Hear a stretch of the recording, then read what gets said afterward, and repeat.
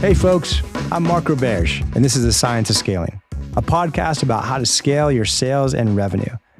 We have another Q&A episode today, and as usual, my favorite producer, Matt Brown, is here to help. I don't know how you feel about these Q&A episodes, but I like them a lot. Yeah, these are great. Like, I get plenty of time with you while we're doing our recordings, but I feel like these episodes, right, they're a bit looser. People get to hear what it's actually like talking to you in person, so I think they're great too. Well, thanks, man. I mean, they are my favorite too. I mean, I love going out and speaking with all these guests. I almost feel like it's like a mini Harvard case study specifically on sales that's happening in real time, and I get to learn from it and share my thoughts. But what I like more is like, what is in the head of our listeners? Yeah. And this is just like cool to be able to hear that directly and coach them on it, or go out and research it if it's a question that I haven't received before, and tell you what I think. So please keep them coming. If you have a question, shoot me a note on LinkedIn. You can email us at podcasts@hubspot.com. Or if you're listening on Spotify, there's a Q&A section that's going to pop up right now. You can just enter your question right there on the phone. So Matt, what's the question for today? Yeah. Our next question is about culture, specifically on a sales team. How can sales culture be influenced from the top down? Yeah. Yeah, I actually thought a lot about this in about year 6. And I wrote up a model that I should probably try to dig up. And it was all summarized for me of scalable visibility. That's really how I described it, which is I analyzed the go-to-market system as a machine. The foundation of that machine is our target market, our ideal customer profile, and the buyer journey. How do they buy? That's the foundation. We're there to help them buy and become successful. And on top of that is the sales process by which we do that. We create meetings, we execute those first meetings, we do demonstrations, we sign customers, we onboard them, we renew them, we expand them, we make them successful. So that's our process there to help them achieve their goals of buying and creating the value from our company. That was the foundation the two inputs to that are the sellers we hire and the demand that we create. Now that's oversimplified because we're hiring CSMs and we're hiring other folks. But for the most part, it's like we have to hire well and we have to create demand. And then the machine runs every day. It's driven by two things largely: how we pay our reps, because that's how they behave, and how we coach our reps to the model. And it spits out 3 things in order. It spits out sales activities like calls and meetings and demos and contracts sent out that lead to a forecast that lead to predictable revenue. That's my machine. And so those are all the components. There's the buyer journey, there's the sales process, there's the hiring model, there's the demand gen model, there's the coaching model, there's the compensation model, there's the forecast, the activities. So within there, I thought about how can I inspect that all of them are running in an A+ way. That gets really hard when you have 500 people across multiple continents selling to half a dozen different type of customer segments. You literally can't do it in an 8-hour week. So you have to start thinking about how can you inspect it as deeply as possible and get a very good feel as to whether quality is falling down. Okay, so I'll give you a couple of examples. Probably a really important one that I don't think is done well is whether our coaching is being done well. Like, are our managers spending enough time coaching our salespeople, and is it good coaching? And so that was actually a pretty easy one to inspect. It took a little bit of time. It took me almost a month. And it happened all in one day. So basically what I would do is on the second day of every month, I would schedule this months in advance. I scheduled the meeting with my directors, one-on-one with a director. Now that director had 4 managers under them and 40 salespeople.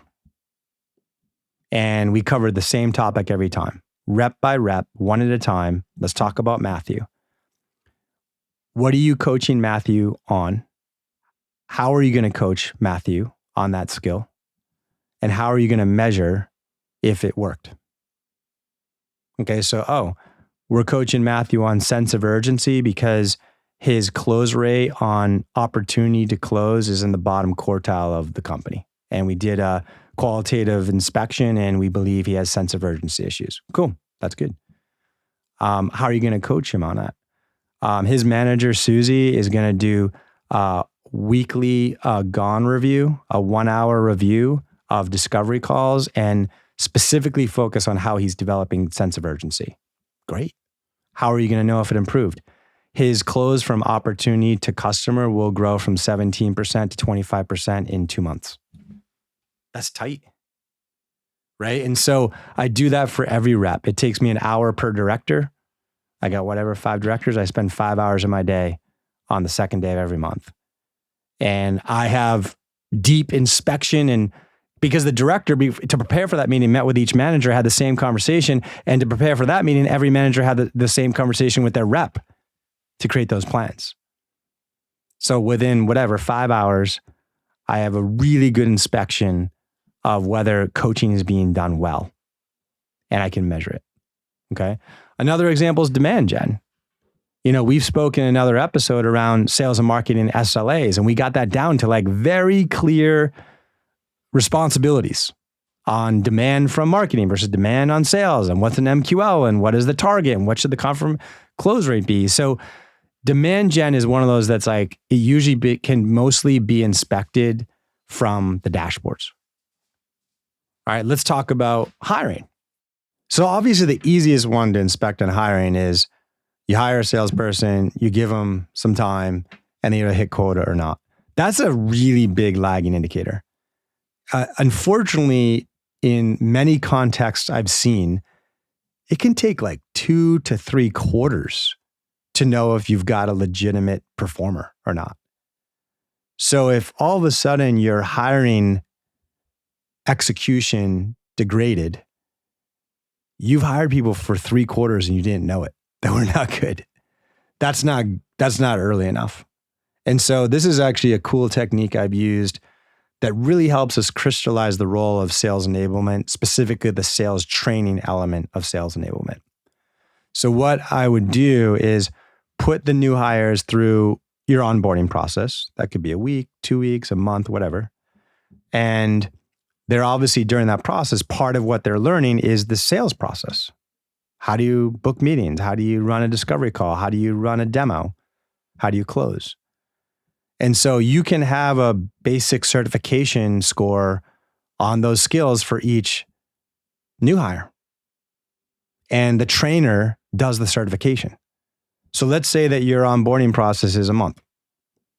Well, at the end of the month, if you made 7 new hires that month, the sales trainer needs to generate a scorecard, report card for each rep. There are 3 out of 5 on discovery. There are 2 out of 5 on booking meetings. There are 5 out of 5 on tailored demo, whatever.